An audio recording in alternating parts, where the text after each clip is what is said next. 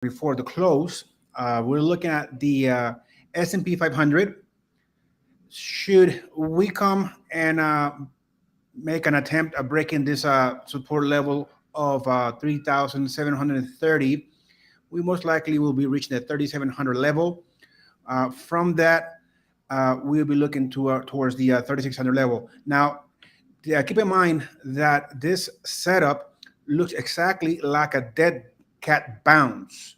Now, uh, analysts and a lot of traders are looking for a bottom.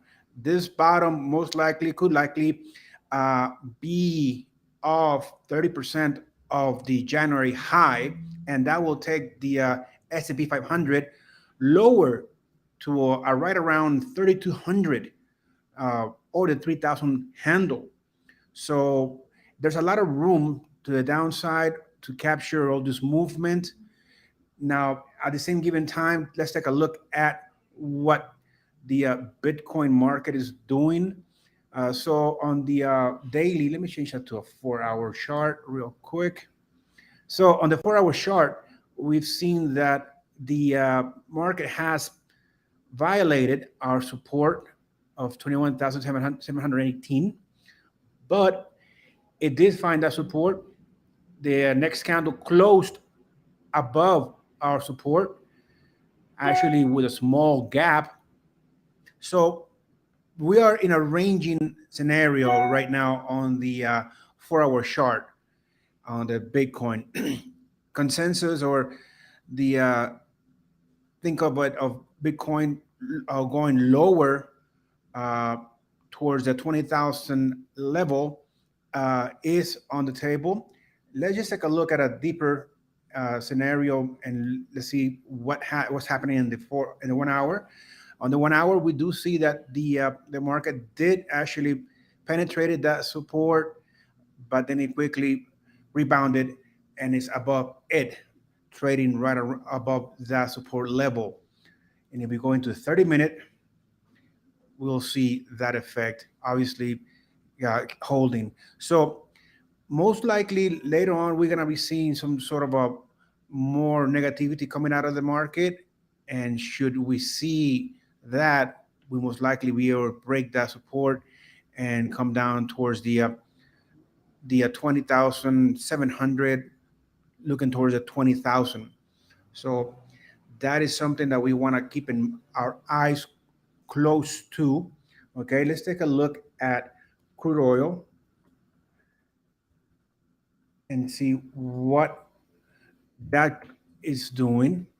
All right, so on the 30-minute, we see crude oil, looking to find support right around the 119,500 level. Okay, is looking to find that support. Should we find that support, most likely we'll continue to another attempt at making that breaking that resistance of 121. So 119,500 is where we could find that support again, and then making an attempt towards the upside. Let's take a look at gold and see what gold is doing. All right. Well, gold certainly is on a downside. Okay. We are in a downtrend right now. 1800 will be that value to keep in mind, where we could finally find support for gold. Okay. 1800 is a level right now. That 1810 handle is seems to be giving that support. But as the dollar index continues to rise, we'll see that continuation of gold asset to slide.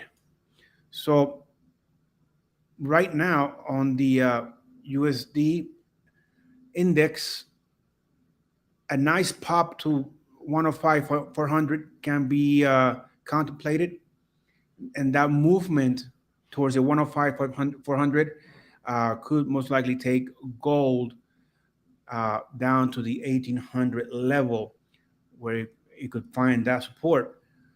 Let's take a look at some currencies that have been taking a beating, and we finally hit that 135 level on the Japanese yen, USD Japanese yen. Now, the finance minister of Japan did say that he was going to come in and try to help his currency as it reached the 135 level. So from here, the resistance has made a top.